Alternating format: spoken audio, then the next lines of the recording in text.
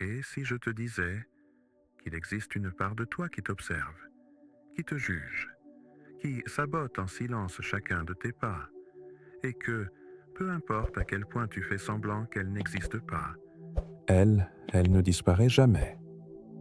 Cette part a un nom.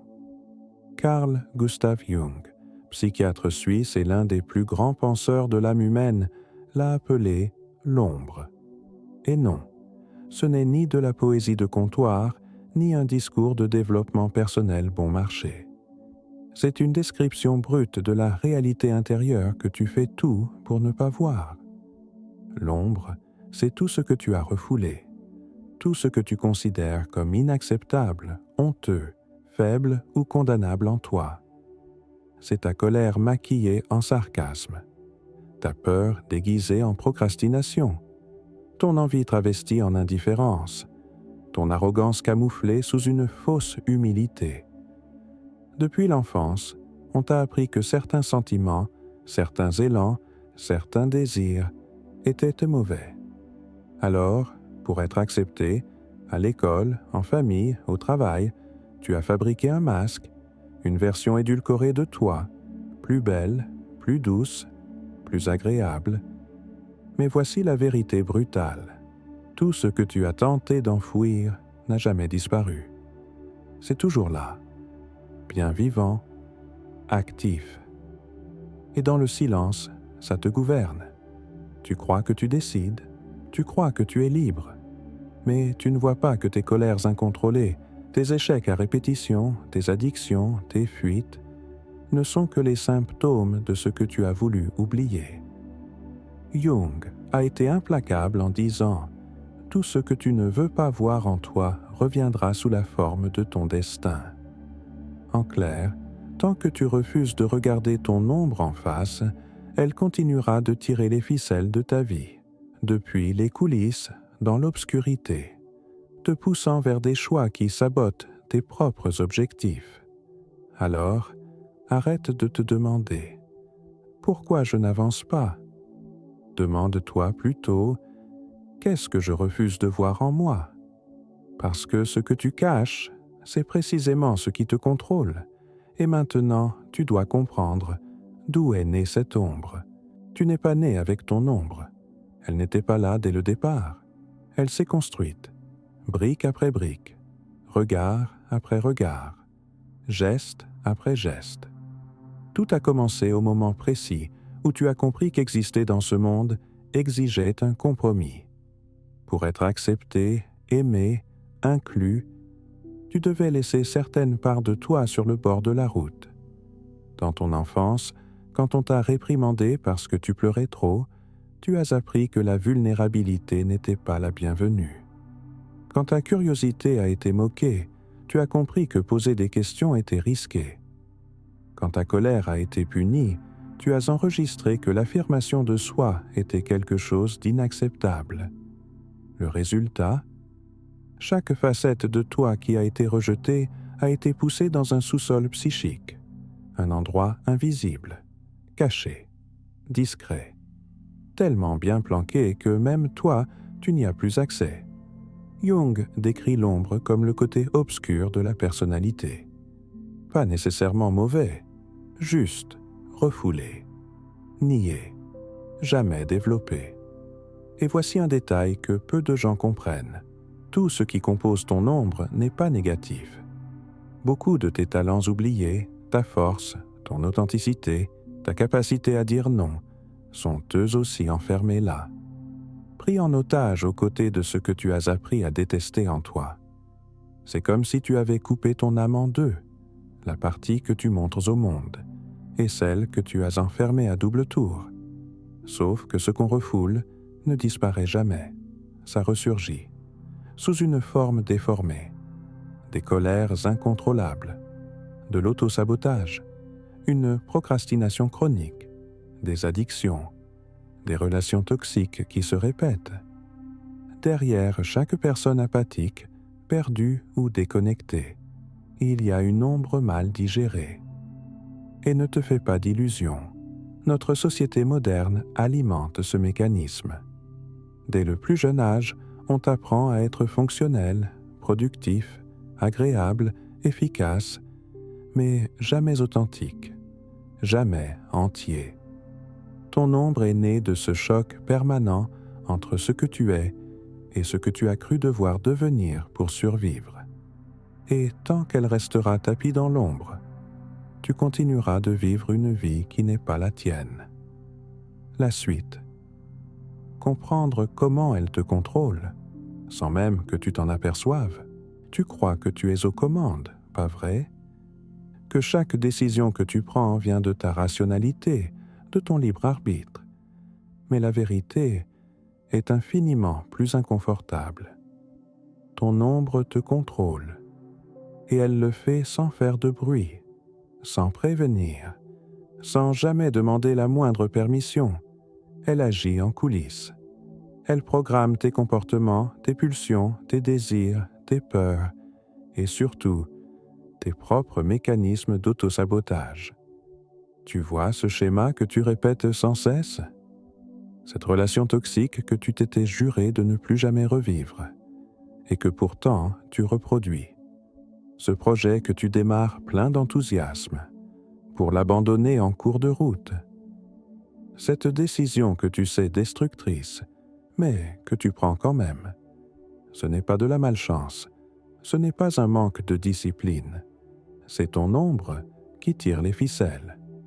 Jung a été d'une précision implacable en disant « L'ombre constitue un problème moral qui défie l'ensemble de la personnalité du moi. » Autrement dit, il ne suffit pas de savoir qu'elle existe.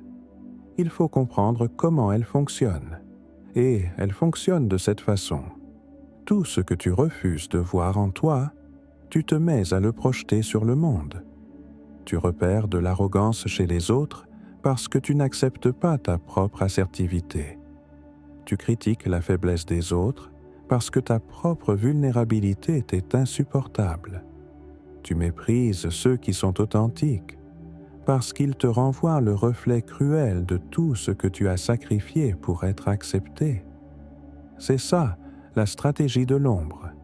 Elle se dissimule et elle se reflète. Pendant ce temps, elle te draine. Elle te vide de ton énergie. Elle te pousse à procrastiner.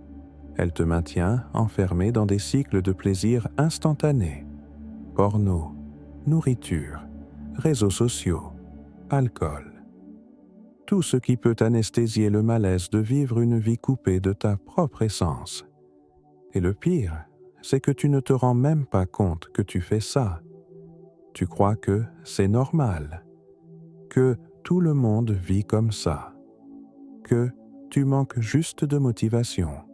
Mais non, ce n'est pas un problème de motivation, c'est un symptôme.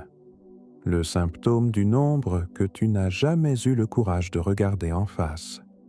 Et tant qu'elle restera cachée, elle continuera de choisir à ta place.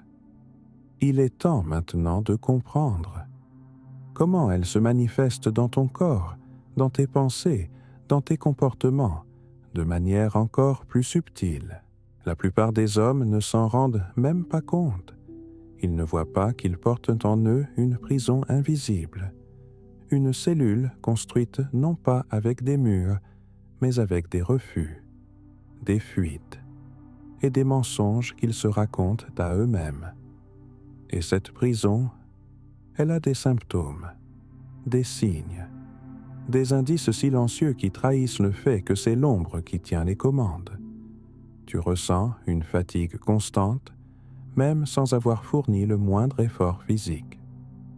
Tu te réveilles épuisé, comme si le simple fait d'exister était un fardeau. Ce n'est pas physique, c'est psychique. C'est ton énergie vitale qui se fait siphonner par l'effort permanent de réprimer.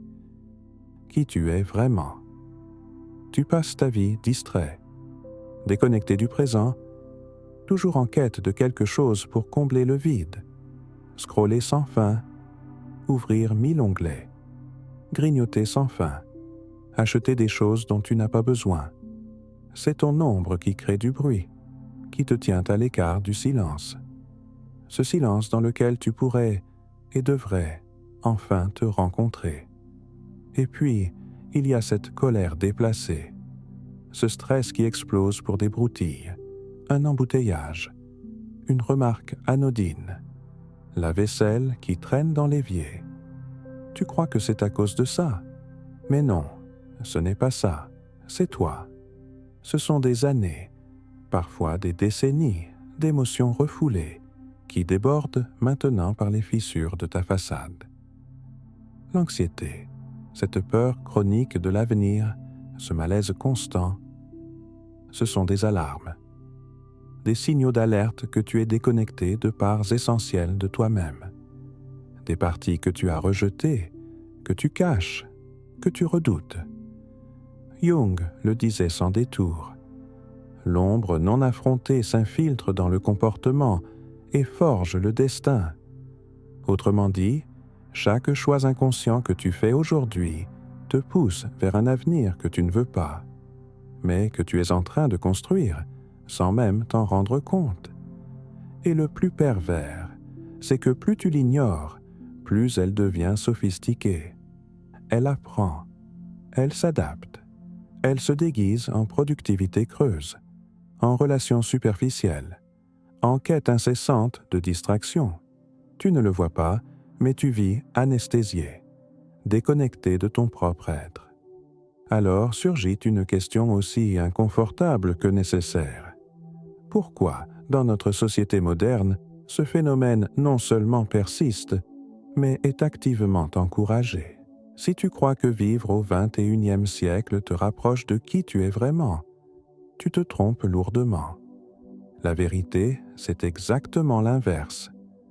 Notre société moderne est conçue pour renforcer ton ombre, pour nourrir ta déconnexion, pour transformer ton existence en un cycle perpétuel de distraction, d'anesthésie et de superficialité.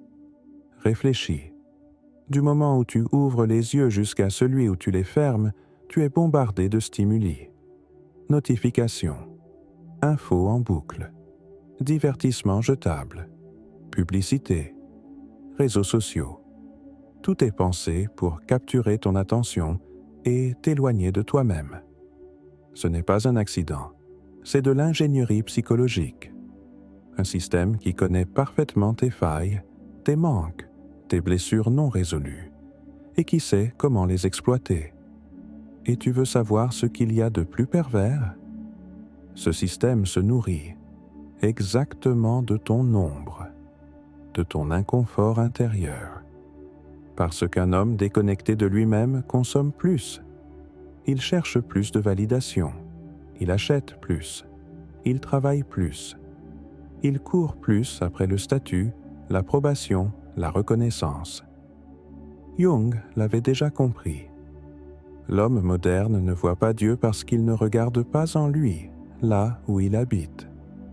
Et ce Dieu, ce n'est pas le Dieu des religions, c'est le soi, le centre de ta psyché, ce que tu devrais chercher, mais qui a été remplacé par des algorithmes, des likes et des récompenses instantanées.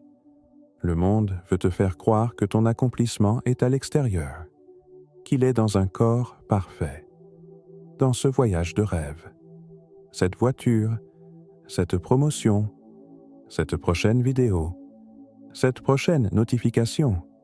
Mais tout ça, c'est un mensonge soigneusement fabriqué.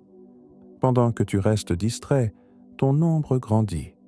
Elle se nourrit du vide, de l'absence de silence, de l'absence de réflexion, de l'absence de confrontation avec toi-même. Et le résultat est là, sous nos yeux, une génération entière d'hommes perdus, anxieux, faibles, déconnectés. Des hommes qui vivent dans des cages dorées, persuadés d'être libres, alors qu'en réalité, ils sont esclaves de leur propre vide. Et surgit alors la question que très peu ont le courage de se poser. Quel est le véritable prix de passer sa vie à fuir face à soi-même? Ignorer ton ombre, ça ne vient pas sans coût. Ce n'est pas neutre, ce n'est pas anodin. Il y a un prix à payer, et il est lourd, brutal, destructeur. Le premier paiement, c'est le vide existentiel.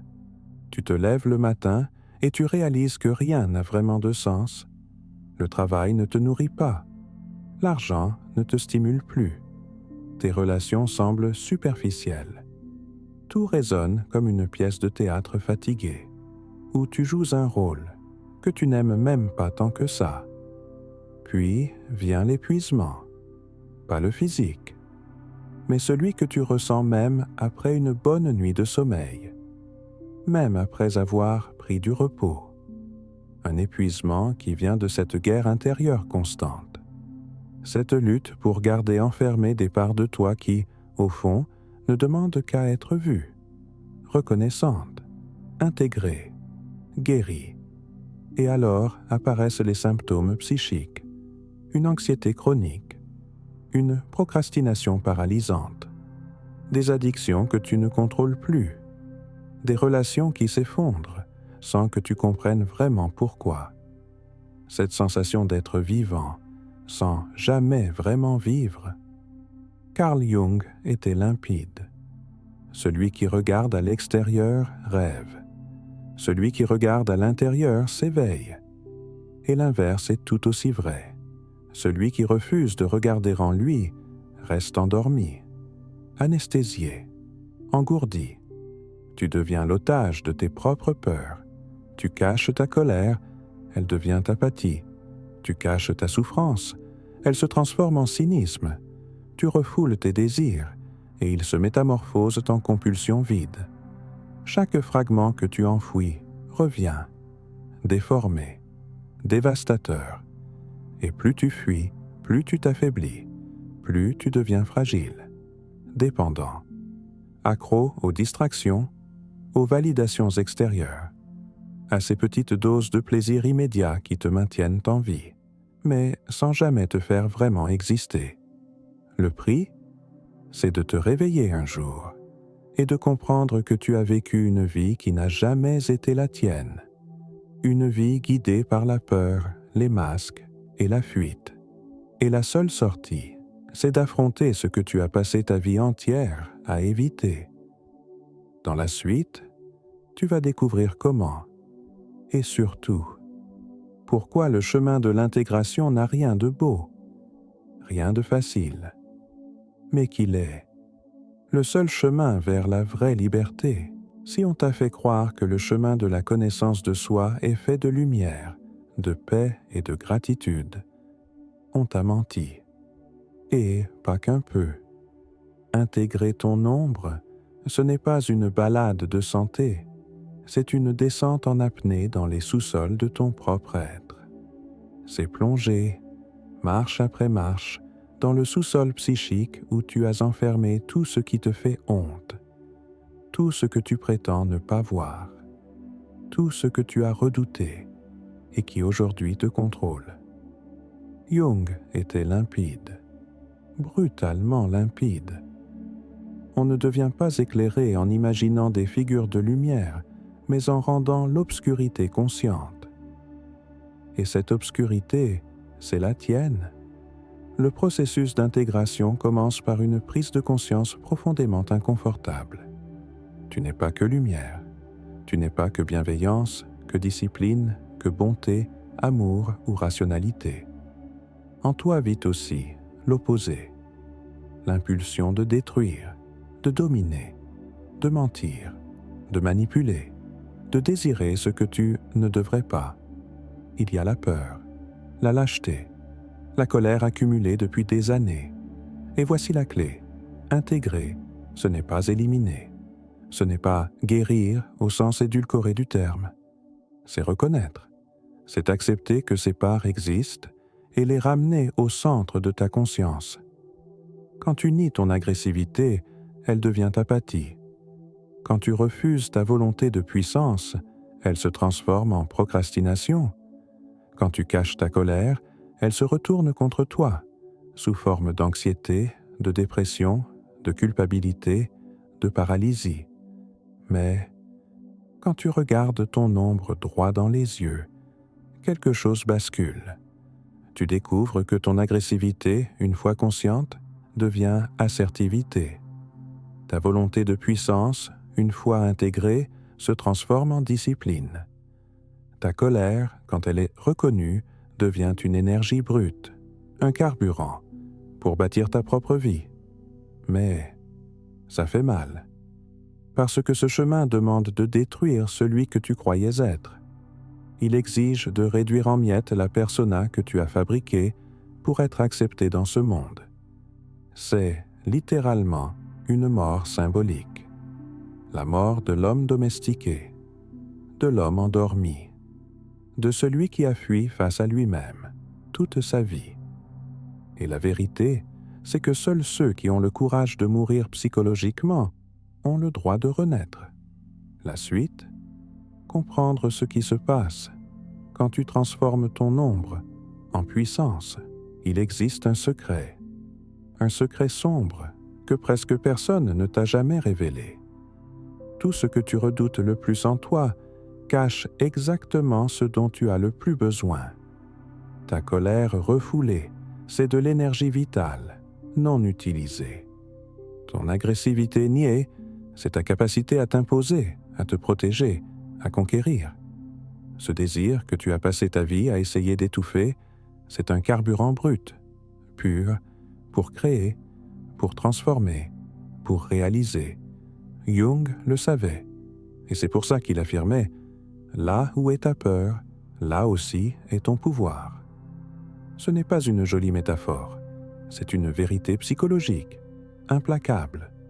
Quand tu intègres ton ombre, tu ne deviens pas un saint, ni un moine illuminé.